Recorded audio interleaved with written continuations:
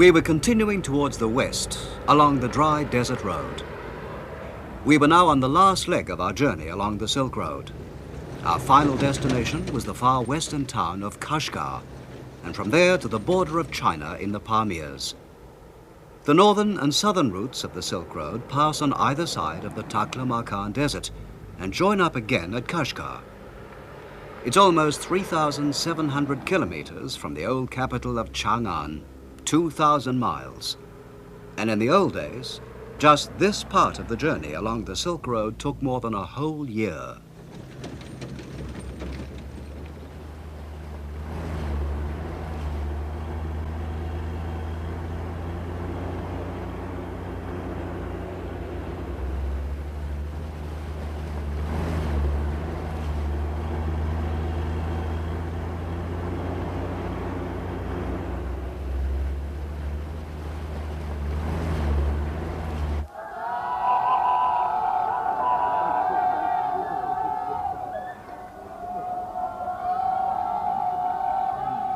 When we arrived in Kashgar, we found it was busy with preparations for a festival to mark the end of Ramadan, the Muslim month of fasting.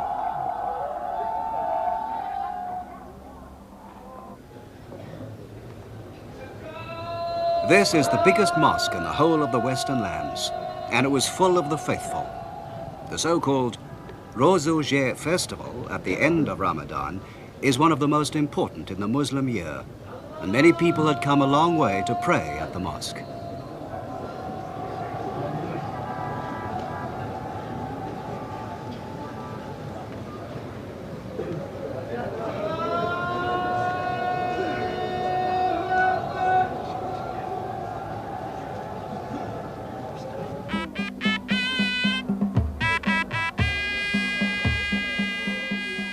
A band took up position on a roof and played cheerful music all day long.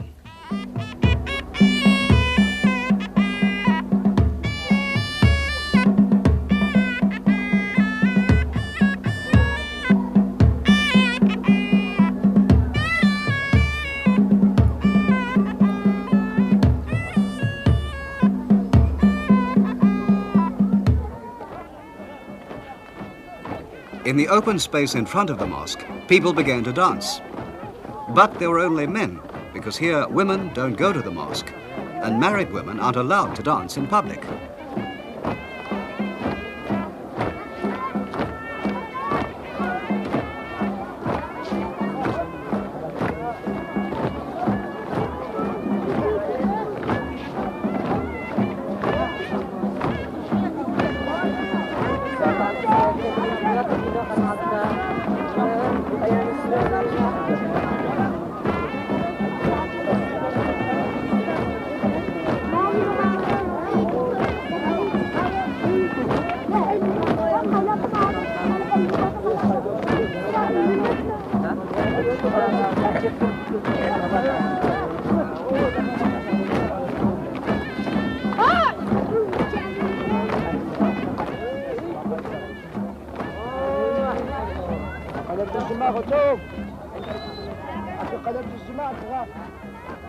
A street photographer was doing good business.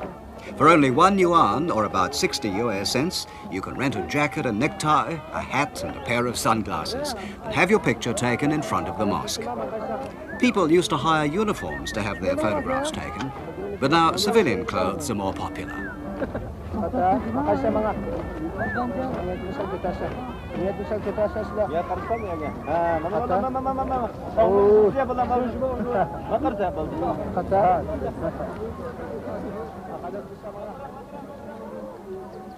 The population of Kashgar is about 200,000, and most of them are Uyghurs. About 70% are Muslims. On that festival day, many people went on praying at intervals until dusk.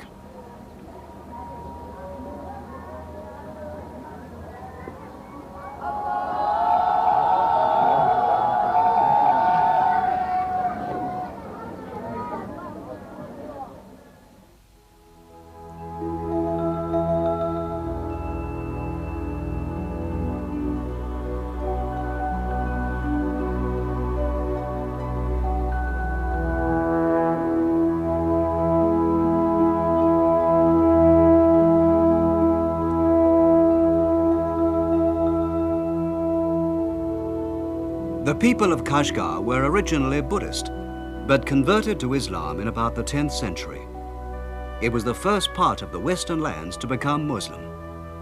During the 17th century, Kashgar was ruled by a family called Hoja, who claimed descent from the Prophet himself. Their tombs are decorated with beautiful old tiles.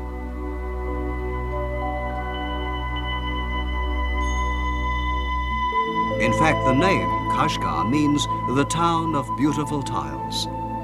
They tell an old legend about a beautiful woman of the Hoja family. During the 18th century, the Qing Emperor Qianlong wanted a beautiful concubine from the Western lands. He had a search made, and finally one was found for him here. It said that her body exuded a delicate perfume. So when she was brought to Peking, they called her Xiang Fei, or Empress of Fragrance. But she always refused the emperor's love. His senior wife, the empress, hated Xiang Fei, and one day when the emperor was absent, threatened her with death. Xiang Fei was so lonely that she accepted and died.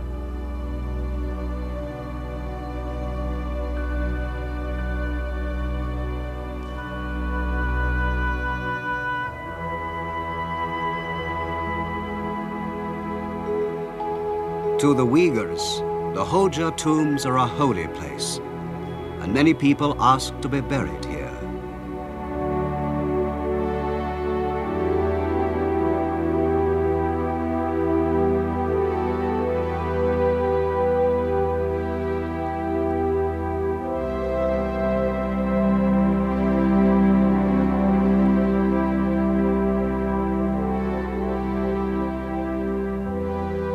"2,000 years ago, before the Silk Road was opened, the oasis of Kashgar was called the land of Shule.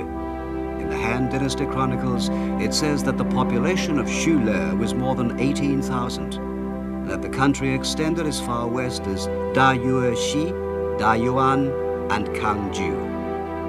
Dayueshi is today's Samarkand, and the other places, also on the old Silk Road, are in modern Soviet Russia and Afghanistan. Kashgar has been for many years a sort of crossroads where people from the east and west mingle together.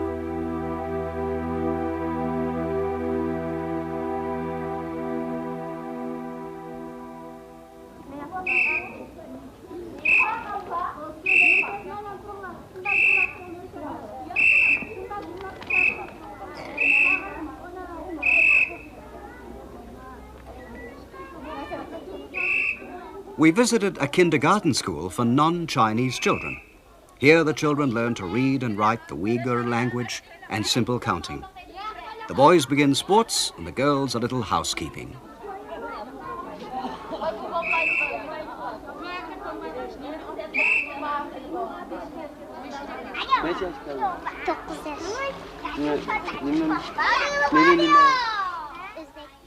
I'm 9 years old. I'm an Uzbeki. İsim ne? Sen de. İsim Piridikul. Piridikul. Ne yaş kaldı? 5 yaş. 5 yaş. He's 4. He's a Tajik. Meri ne? Tungan. Tungan. That child is a Hui. My name is Saptor, and I'm a Kyrgyz. Lusidim, an Uzbeki. Ensiden, 5 years old, an Uzbeki.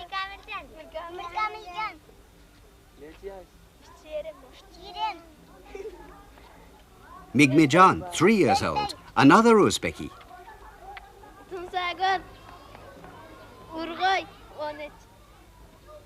I'm a Uyghur. My name is Tonisakar.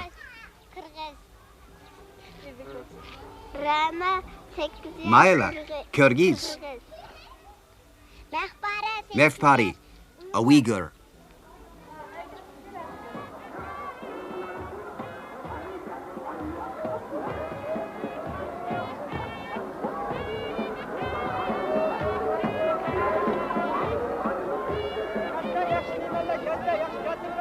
In the town, there are 3 permanent markets or bazaars. Small shops with a frontage of only 2 or 3 meters line the streets. And there are many open-air stalls. On Sundays, the whole town seems to be full of stalls. From the stores, which are selling things like vegetables, household goods and food, you can hear the voices of the shopkeepers. The bazaars of Kashgar have been famous for more than 2,000 years. The Han Dynasty Chronicles mentions them, and it seems that already at that time, the town was full of merchants both from the east and from the west. In one part of the town, you can find many craftsman stores, which are also workshops.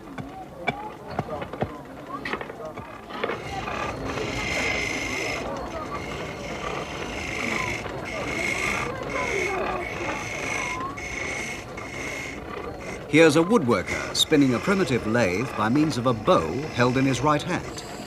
He's turning a leg for a cradle. He uses wood from poplar and mulberry trees, both of which grow plentifully near the oasis.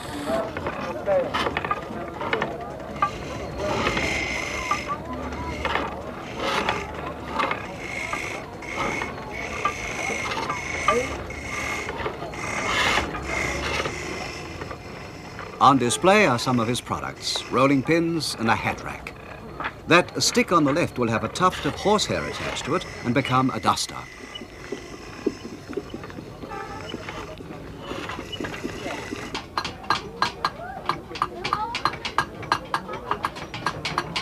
A metal worker is making a strong pot out of copper sheeting. But these days, aluminium is becoming more popular than copper.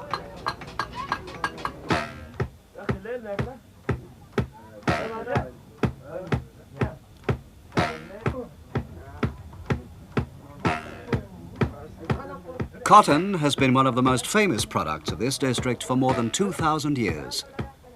This craftsman told us, as he worked, that even today he can only make the best quilts by hand.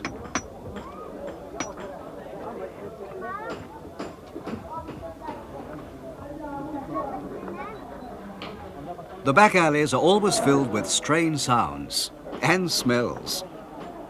In this jewelry shop, they're working with gold and silver. The women of the Western lands all love jewelry and deck themselves with rings, necklaces and earrings. It's a tradition handed down from the days when they were all still nomads and had to wear their wealth on their bodies.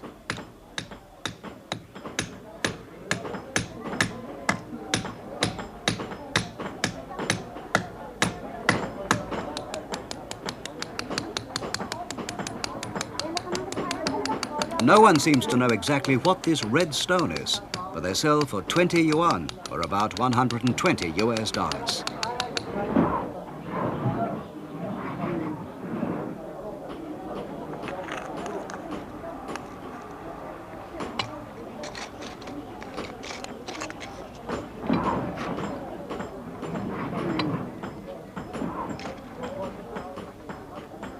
These earrings sell for about 50 yuan, or 300 US dollars a pair.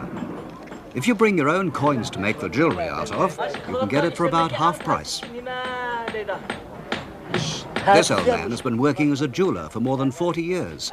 And the child is his grandson, who's planning to be a jeweler too. Like a true craftsman, the old man is never quite satisfied with his work.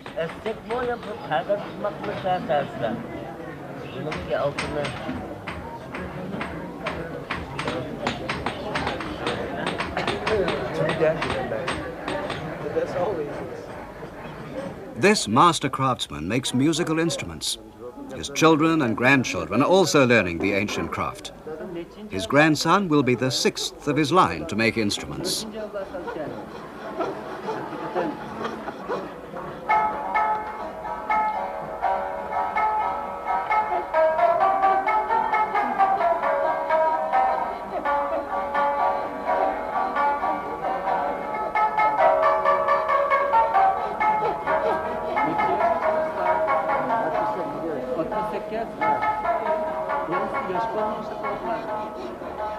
It takes at least 10 years to learn to make instruments like these. They carve the rounded body of the lute by eye, without the help of any measuring device. Only experience can help them in this delicate work. The craftsman is only happy when he's created a fine instrument and can sell it for a good price.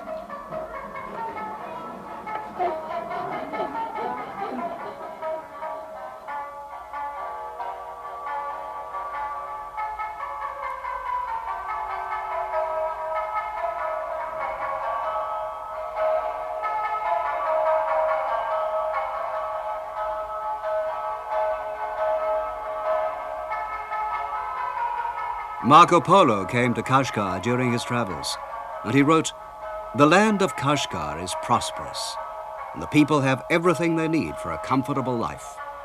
They're mostly craftsmen and merchants who travel in various parts of the world on business." Kashgar hasn't changed much since those days.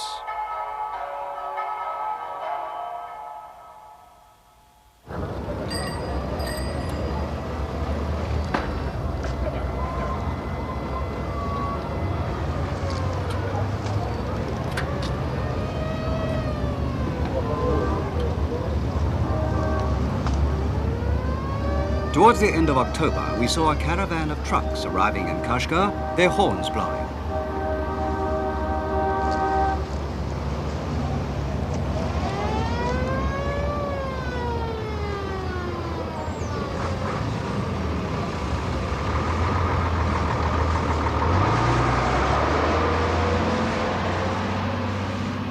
It came from Gilgit, in the part of Kashmir which is in Pakistan, beyond the Pamirs. 17 of these trucks, filled with the produce of Gilgit, had come 700 kilometers, 400 miles over the Pamirs in 4 days.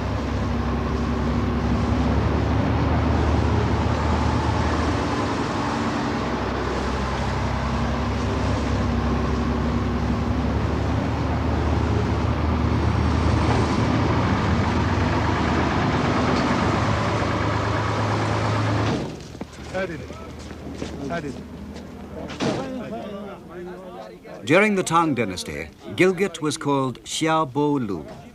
The truck road is quite new, only 11 years old. And before that, from time immemorial, the trade with Kashgar was always by camel caravan.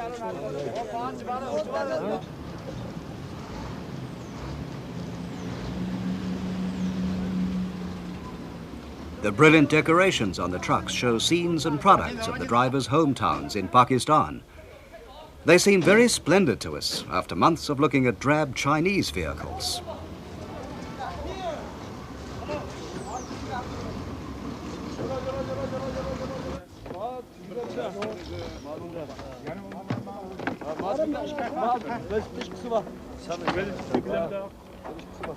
Business between Gilgit and the Xinjiang Uyghur Autonomous Region is what is called frontier trade, and it's all done by barter, or exchange of goods.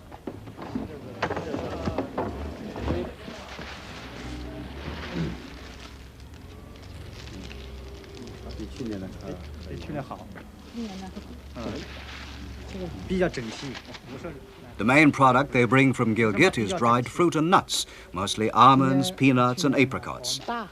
But they also bring nylon scarves, herbal medicines and other small products.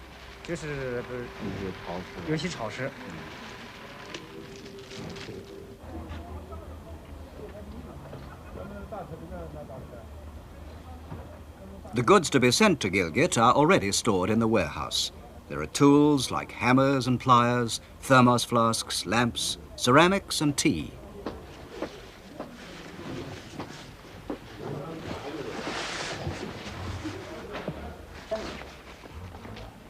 But the main product for barter is, as it's always been, silk. Silk has always enchanted people from the West.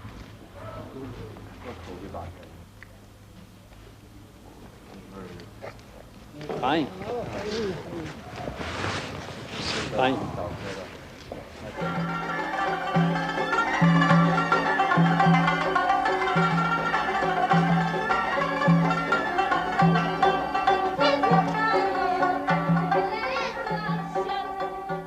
A welcome party for the truck drivers was given under a pergola in the public park.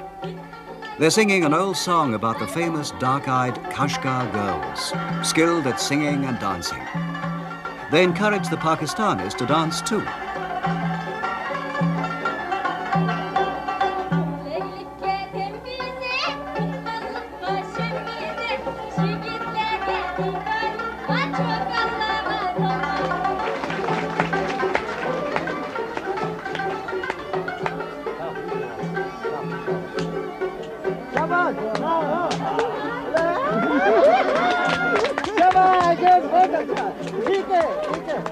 Two men begin a comic dance.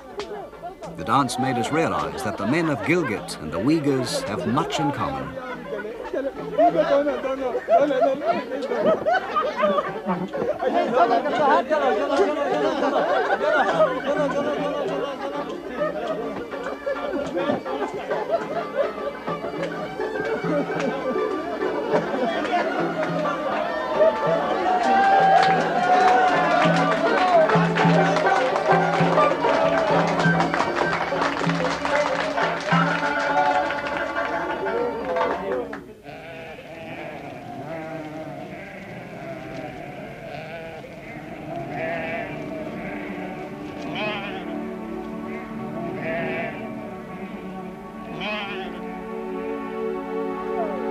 "1,300 years ago, a Chinese priest crossed the Pamirs just like the drivers had. His name was Xuanzang, and he was on his way home from India.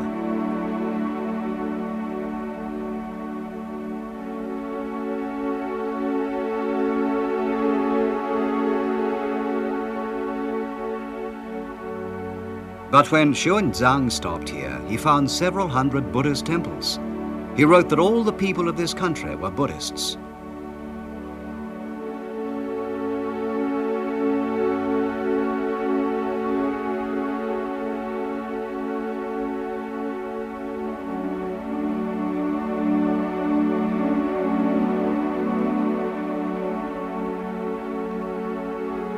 There were more than 1,000 priests, and these Buddhist caves on the outskirts of Kashgar, at a place called Sanxiandong, have been here since long before Xuanzang's day.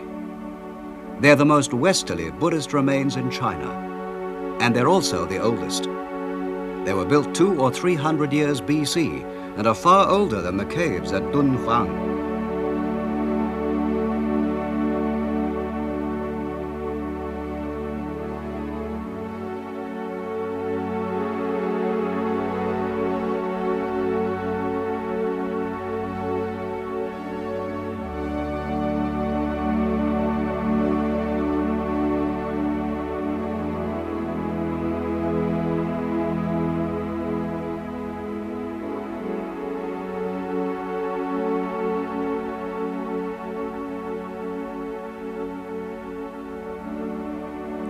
But all the murals and images inside have been destroyed, either by floods or by Muslim iconoclasts.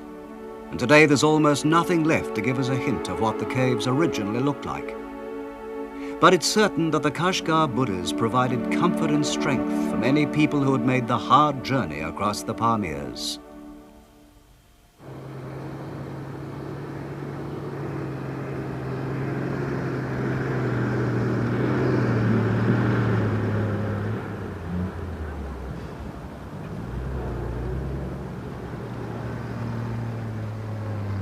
We continued westwards, following Xuanzang's route, and started on the road for the Pamir Plateau.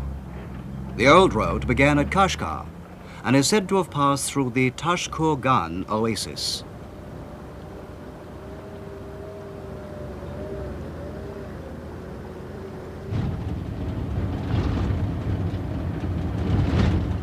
In the valley of the Kaidu River, the bare earth often shows.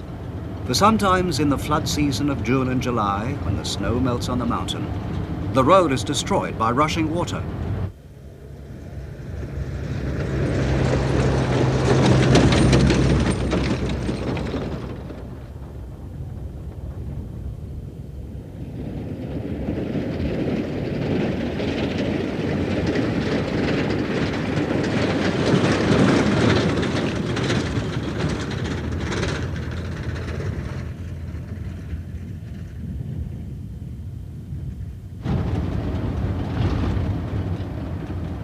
All the year round, there's the danger of falling rocks. As we climbed higher, the temperature fell. In Kashgar, it had been over 30 degrees Celsius, 80 degrees Fahrenheit. But 4 hours later, it was only 15 degrees Celsius, 60 degrees Fahrenheit. On the road, we saw nomads from Gilgit herding their sheep.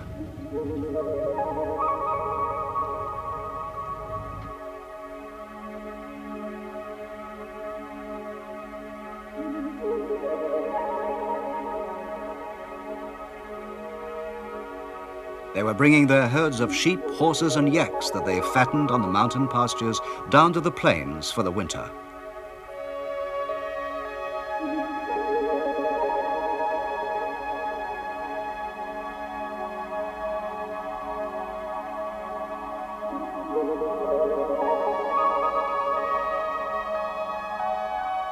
From here to the north live the Kyrgyz tribe, who are often mentioned in histories of the Silk Road as savage people.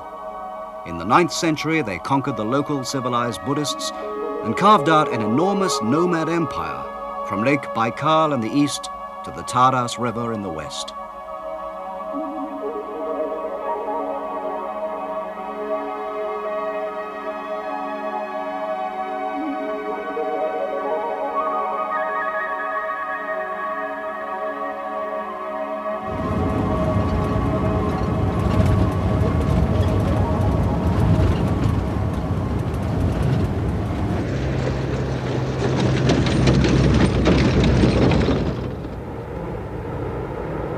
In the Persian language, Pamir means the roof of the world. It's a gigantic plateau between 3 great mountain ranges, the Hindu Kush, Tian Shan, and Karakoram. After the plateau, there's a high area at about 3,000 meters or 10,000 feet. But many of the mountain passes are at 4,000 or 5,000 meters, 14 or 15,000 feet. So we all had to have cardiographic examinations. And we were only allowed to travel as long as we carried oxygen tanks.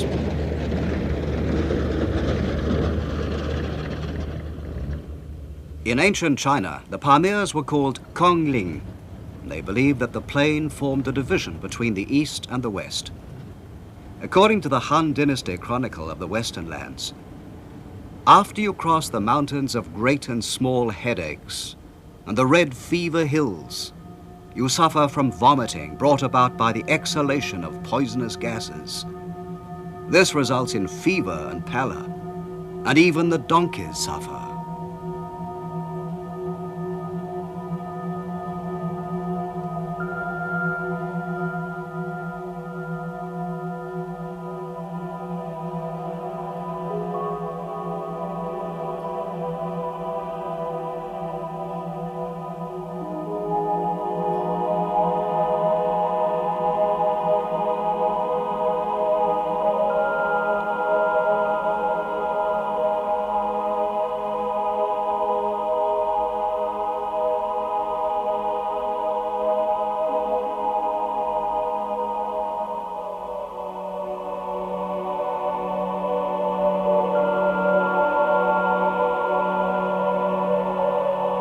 In the past, it took a whole month to travel across Kongling.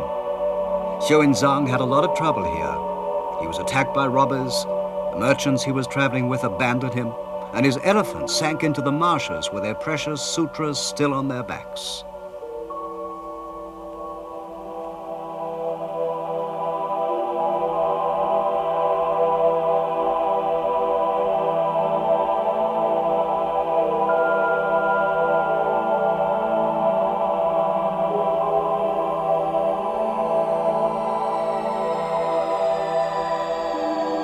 These passes are always snowy, and the blizzards blow fiercely. Following in the ancient footsteps of Xuanzang, we finally reached an altitude of 5,000 meters, or 15,000 feet. The air is so thin at this height that you gasp for breath, and many people suffer from headaches. You can't boil water properly, and no one feels like eating. And neither camels nor horses are any use so high up.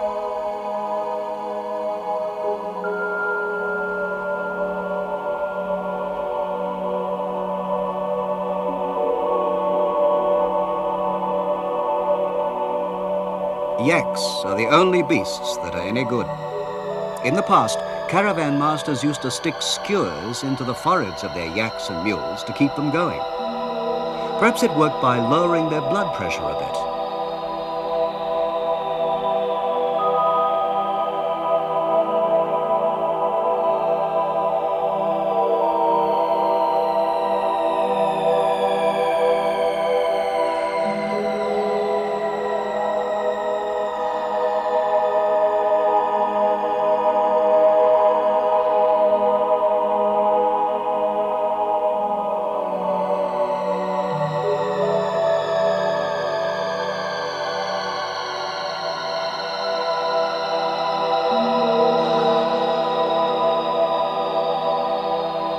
Animals that died here became food for the wolves, and travelers used their whitened bones as landmarks.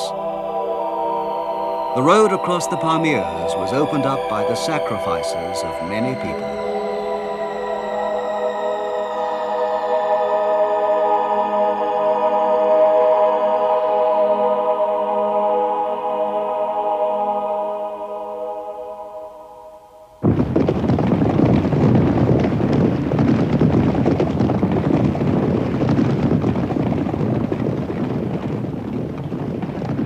In the middle of the Pamirs, we met quite unexpectedly with a troop of mounted men carrying rifles. They were a local militia. We had entered the Tashkurgan Tajik Autonomous Region, and we'd wandered by accident into the Tajik militia training grounds.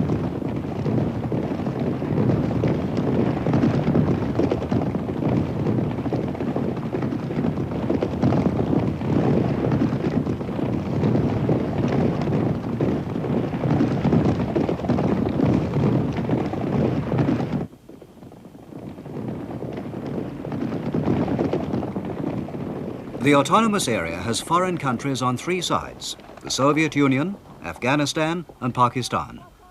Since the outbreak of hostilities in Afghanistan, the militia had not been allowed to shoot their rifles, even with blank rounds, to avoid any appearance of provocation.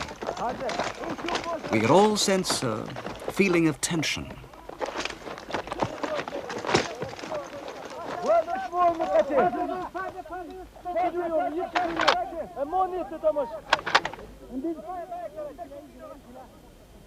The soldiers had long noses and deep-set features, and were obviously different from any people we'd met so far on the Silk Road. They had truly Western-looking faces. The language of the Tajik people is a member of the Indo-European family.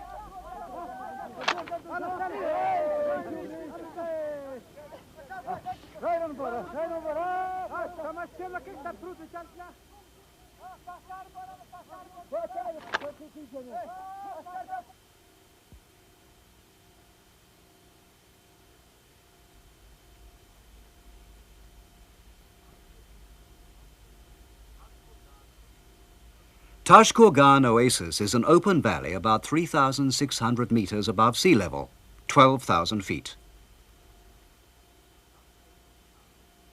On the outskirts of the town is a huge old castle.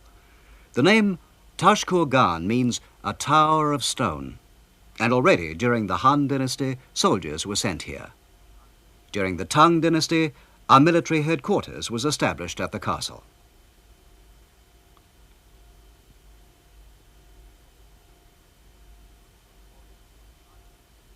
For this was China's front line on the west.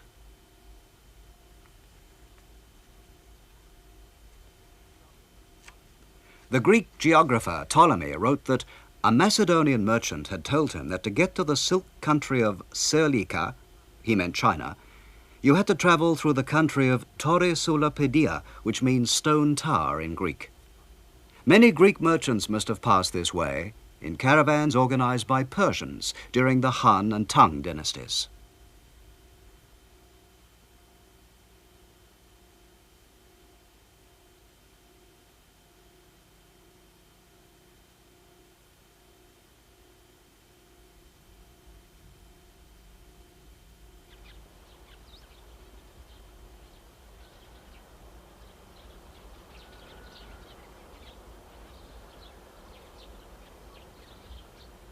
When we got to the main street of Tashkurgan, it was quite silent, perhaps because most of the nomads, who sow grain in the spring and come down from the mountains in autumn to harvest it, had not yet returned.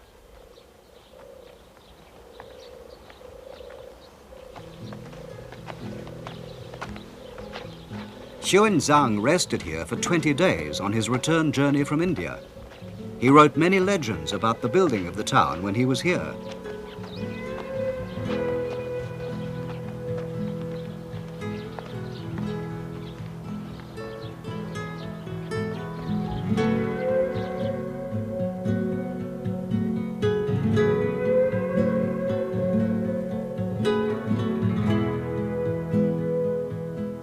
One of these legends was about a Persian king who sent a messenger to China to bring him back a wife. The messenger brought a princess back with him, but in the Pamirs they found there was a war going on. The messenger put the princess in a tower at the top of a mountain and guarded her day and night.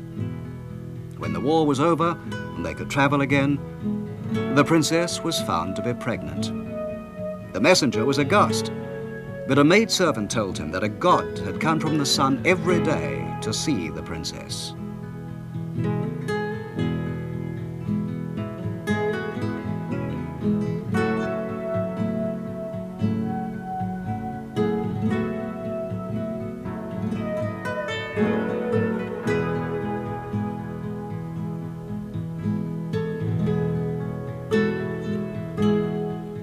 Her child could make the winds blow and the clouds move. And when he grew up, he became king and brought great prosperity to the land.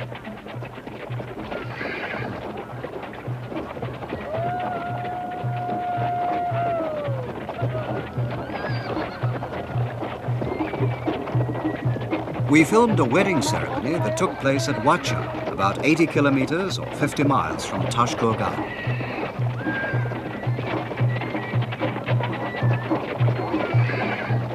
The groom is the young man with the red and white silk bands on his hat. The red symbolizes butter and the white, milk, two colors that are used here for celebrations. The groom visits the house of his bride-to-be on the third day of the festivities. He's only 20 years old.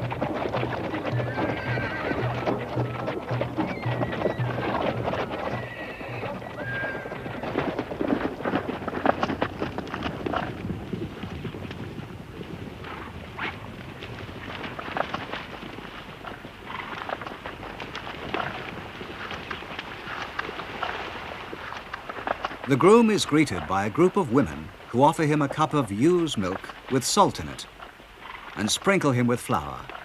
This is to symbolize plenty. They offer the same to the groom's attendants, but the groom only dismounts from his horse when he is invited to do so by the father of the bride.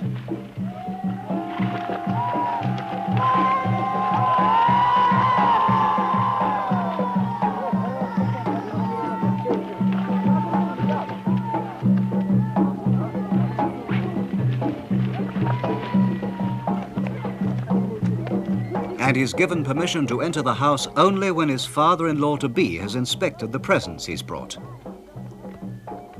The house is built of sun-dried brick, and it's sunk a little way into the ground.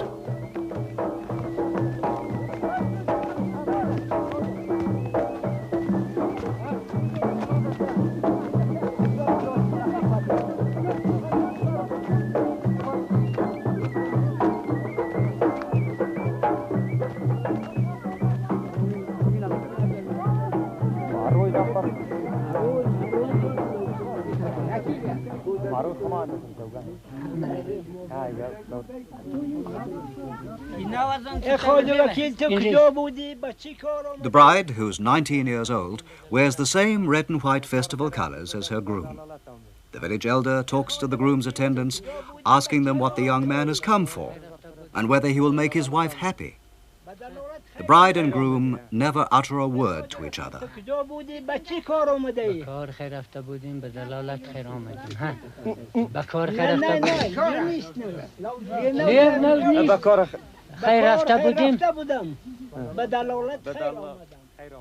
The elder reads from the Quran and blesses the happy couple.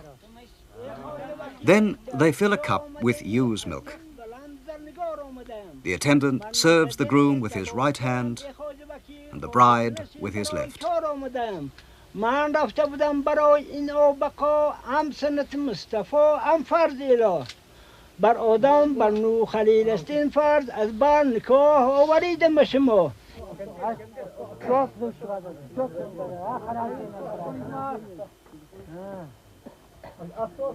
اینو یا سایدم اینو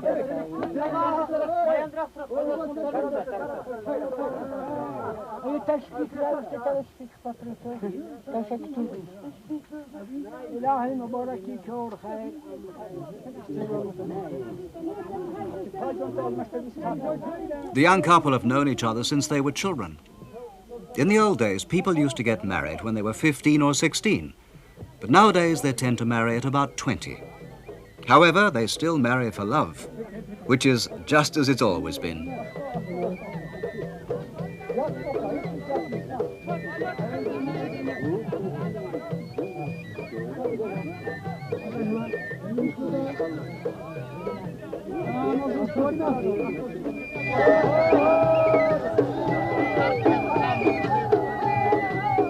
Outside, they're already dancing to celebrate the wedding. The whole village has been invited.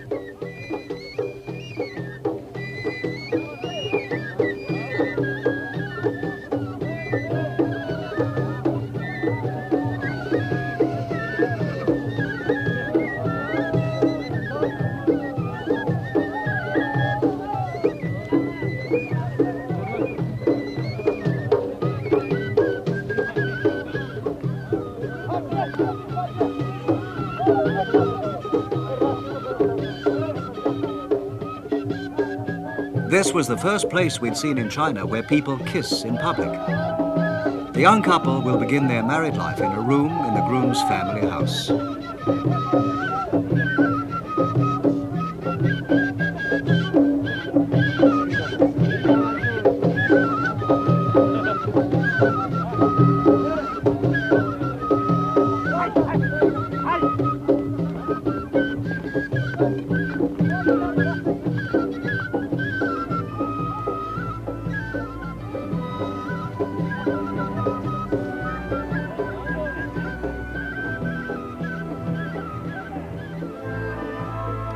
There are about 20,000 Tajiks in the Tashkurgan Autonomous Region.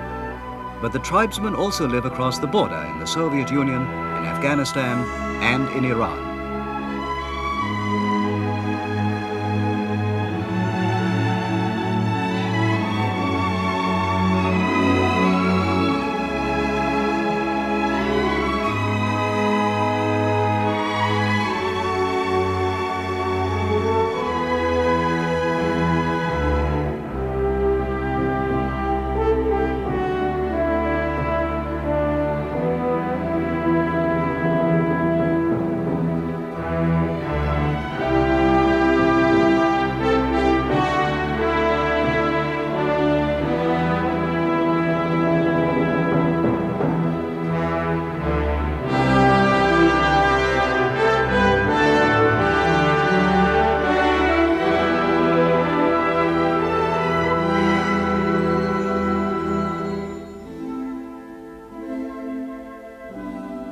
About 130 kilometers or 80 miles from Tashkurgan, we found ourselves near the border with Pakistan.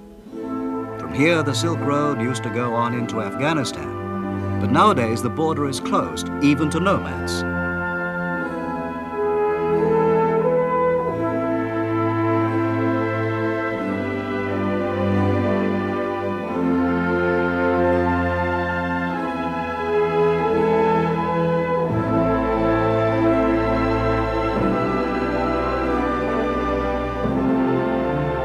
A stone to mark the border stands here on the Kunjarap Pass at an altitude of 4,943 meters, 15,000 feet. There's plenty of snow here, but no sign of any people at all.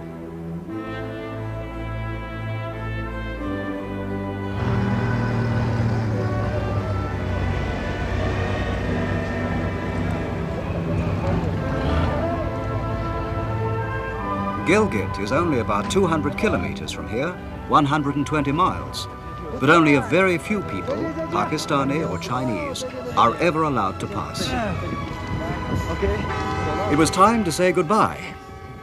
These modern travelers on the Silk Road said, "See you next year."